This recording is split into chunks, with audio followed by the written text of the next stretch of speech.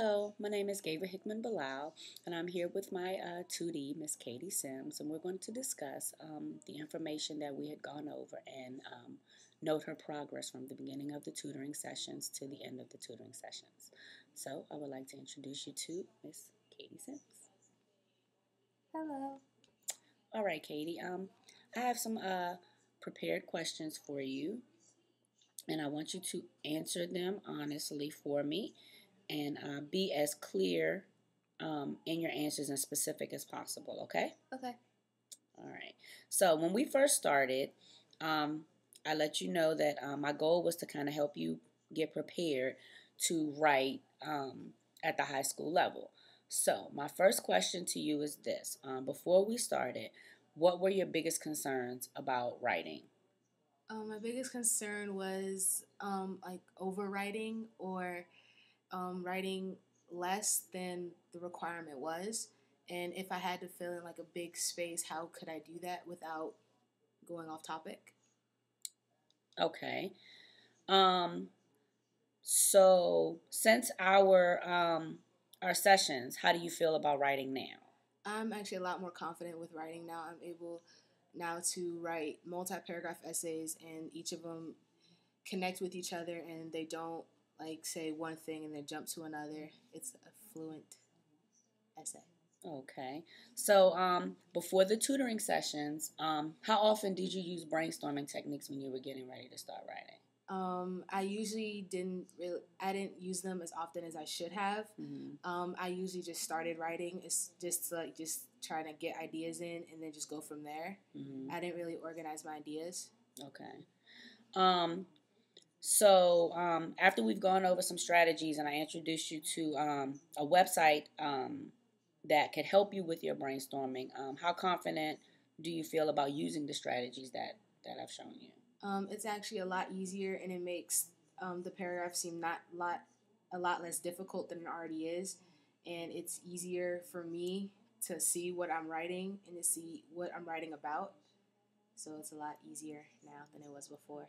Okay, so I'm going to ask you a question that I know I usually get a lot of flack from some of my other students.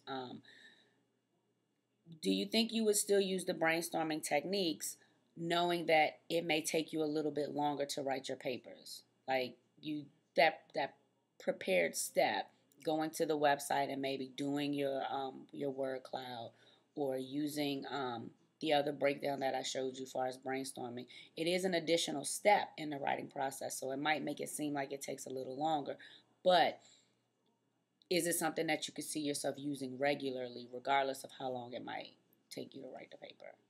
Yes, it's actually going to be, even though it probably will take longer, I'm willing to take that extra time to try and get a difference between an A or a B or a B or a C. It's that extra step is actually probably just going to improve my grade tremendously. Mm-hmm. So hopefully, when I get other essays in high school time, I will be able to break it down easily and make it not as hard as I'm trying to make it be. Okay. So the other thing that I want to know is when you get to high school and everything, will you share this information with some of your friends? Like, will you help your friends out with this information? Of course, of course. Even if I know I've had trouble in other subjects, so honestly I would like to help other kids out with the writing.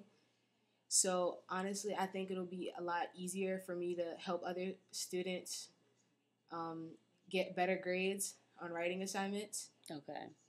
Do you think that using the internet more before you to do your research before you're writing will be something that you'll do more as opposed to just maybe flipping through your textbook or something like that?